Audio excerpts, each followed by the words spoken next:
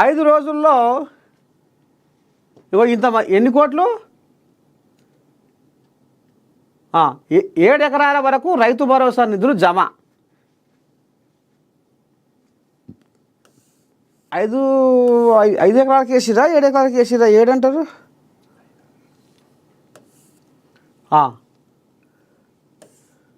త్వరలోనే కొత్త traffic rules. ఇదేందో కథ కదా. నమస్తే తెలంగాణ. ముగ్గురు మిత్రుల ముప్పేట కుట్ర. ముగ్గురు మిత్రుల ముప్పేట కుట్ర. బనకచెర్ల వెనుక అసలు కథ ఇది. ఏదో జరుగుతున్నది. ఇదేం దేవరింపు, మనకేం చర్చలు.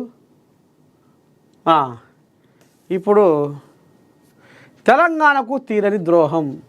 కావేరి కోసం బనకచెర్ల డ్రామా. గోదావరి జలాల తరలింపునకు రాజకీయ క్రీడ. మూకుమ్మడి రాజకీయంలో మన హక్కులపై కత్తి. ఢిల్లీలో వ్యూహాలు, చిట్చాట్లలో వల్లింపులు. రావయ్య రంగయ్య అఖిలపక్ష మీటింగ్ పెట్టినాం. బీఆర్ఎస్లు కూడా రారి మాట్లాడదాం. దీని మీద మనం చర్చిద్దాం. దీన్ని ఒక సాయం తీసుకొద్దాం. మన తెలంగాణ జనాలకు అన్యాయం కాకుండా చూద్దాం. రేపు ఇంకా ఇప్పుడు రేవంతమయ్య అన్నట్టు 23 తారీఖు నాడు కూడా కేబినెట్ పెడదాం. మరి ఇదంతా కథమతలం అంతా మాట్లాడదాము. మరి తెలంగాణ రైతన్నల కాపాడుకునే పని చేసుకుందాము అని అంటే ఇక ఈ బీఆర్ఎస్ పార్టీలకు వెళ్ళి వద్దిరాజు రవిచంద్ర పోయిండట ఎంపీ. ఆ కోళ్ళగా అంటే మాట్లాడితేనే సగం మీటింగ్ అయిపోయిందో లేదో కారు ఎత్తేసి ఇతర పడ్డదట. మరి ఇదేం సకదారం? అది మంచా చెడ, ఏం మాట్లాడుతుర్రు, ఎట్లా చేద్దాము? నీకేదన్నా ఆలోచన వస్తే నీ మనసులో కూడా ఏదన్నా అనాలని అనిపిస్తే అను, మాట్లాడు. గట్ల కాదు గిట్లా అను. ఒక నడవంతరంగా నువ్వు ఇక మరి చెవులు కోసిన మేకలే అరుచుకుంటా నడవంతరంగా ఏళ్ళు వస్తే అది ఏం సకదానం? తుంటెత్తేసి మొద్దెత్తుకున్నట్టు నువ్వు అసలు ముచ్చట ఆడ పక్కకు పెట్టి అసలు ముచ్చట ఏం మాట్లాడకుండా నేను పోతున్నా అని వచ్చి యువతల పడితే అది ఏందన్నట్టు మాట్లాడాలి కదా. ఆడ ఎట్లా చేద్దాం ఏం చేద్దామని మాట్లాడాలి కదా. మాట్లాడితే నలుగురు తెలుస్తుంది కదా. నడమంతరంగానే ఈ బీఆర్ఎస్ ఎంపీ వజ్రాజు రవిచంద్ర కాడెత్తేసిండు, పుసుక్కున జారి యువతల పడ్డాడు. ఇక ఇప్పుడు ఈ కోయిలాగరకు మరి సంత దొరకాలి కదా, బట్టగాల్చి మీద వేయాలి కదా. ఇప్పుడు ఈ కోయిలాగ ఏమంటారు? ఇప్పుడు ముగ్గురు అంటే ఇప్పుడు మోడీ, రేవంతమయ్య, నారాచంద్రయ్య ముగ్గురు కలిసి ఏదో కథ నడిపిస్తారు అనేది ఇప్పుడు జనాలకు వీళ్ళు కలిగియాలి. ఎందుకంటే ఇప్పుడు వీళ్ళకి ఏది లేదు మాట్లాడుతందుకు. ఎందుకంటే వీళ్ళు ఎన్నిట్లా ఇరికిర్రు? ఫార్ములా ఈ రేసింగ్ కేసు వ్యవహారంలో ఇరికినోళ్ళే, ఫోన్ ట్యాపింగ్ కథలో ఇరికినోళ్ళే, కాళేశ్వరం కథలో ఇరికినోళ్ళే. ఇక గిట్లా అన్నింటిలో ఇరుక్కుంటూ వస్తుంటే మొత్తం వీళ్ళ కథ ఇదేనా? ఆనాడు కవితమ్మ చెంచర్ కూడా అది మన తీహార్ జైలు షిప్పకూడు తిన్నది. ఇక వీళ్ళు రేపు ఇక ఈ కథ మన జనాల దృష్టి ఇటు మళ్ళకుండా వీళ్ళు ఇప్పుడు ఏం చేయాలి? మనం ఇప్పుడు ఇగో ఈ ముగ్గురిని మనం ఇప్పుడు ముంగటేసుకోవాలి.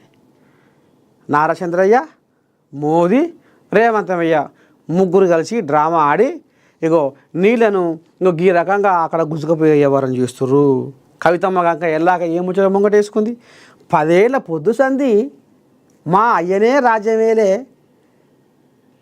మరి ఆ 7 మండలాల పోలవరం ముంపు బాధితులు 7 మండలాల కథ నేను ఇయ్యాల నోరు తెరిచి మాట్లాడితే ఎవరు ఎన్ని తీర్లు అంటారు? ఈ మాట అందునా అనకపోదునా అనే ముచ్చట కూడా ఆలోచన చేయకుండా పుసా నోరు వారేసుకొని ఇప్పుడు బదనాం పాలైంది కవితమ్మ అనరా? కొత్తది గొర్రమడుగు పాతది బర్రమడుగు అన్నట్టు కవితమ్మ మరి ఆయన ఎటుపోయిందా మన ఈగురము అనరా? అయిపోయి మన ఇలువవాయ మన పద్ధతి తప్పే. ఇప్పుడు గిది కూడా ఇక రేపు ఇక స్థానిక సంస్థల ఎలక్షన్లో అదో ఇదో వస్తున్నాయి. మన గాలి అటు మళ్ళీ పోతుంది. జనాల గాలి ఎటు మలపాలి, జనాల దృష్టి ఎటు మలపాలి. అమ్మా బీఆర్ఎస్ వాళ్ళు బాగా బగ్గ కొట్లాడుతురు కదా.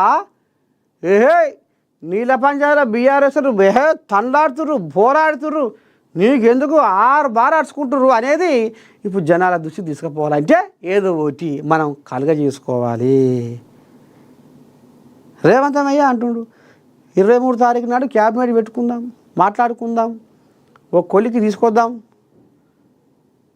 నారాచంద్రయ్యతో పంచాయతీ పెట్టుకోకుండా అయ్యా మాకు పంచాయతీ లేదు, కానీ మాకు మాత్రం మాకు అన్యాయం అయితే మేము ఊకోం, మా తెలంగాణ జనాలకు మా తెలంగాణ రైతులకు అన్యాయం జరిగితే మేము ఊకోం, ఏంది దీని కథ ఎట్లా చేసుకుందాం, మాకు పంచాయతీ లేకుండా సామరస్యంగా ఇది తస్వ చేసుకుందాం అనే కాడికి ఇప్పుడు వాళ్ళు తీసుకొస్తారు. ఇక ఇప్పుడు ఈ కోయిలాగలు ఇప్పుడు అంటే గీ భాగవతం ముంగట వేసుకుంటున్నాయి. గర్రా జ్యోతి మాట్లాడుకుందాం అదే ముచ్చట.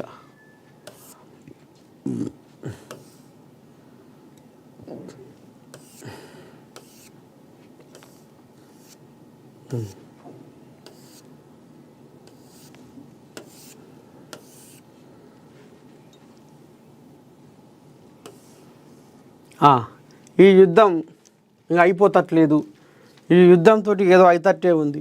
ఇటు యుద్ధం అటు దౌత్యం, పరస్పరం కొనసాగుతున్న ఇరాన్ ఇజ్రాయిల్ దాడులు, అదే సమయంలో దౌత్య పరిష్కారం కోసం ప్రయత్నాలు, రంగంలోకి యూరప్ దేశాలు.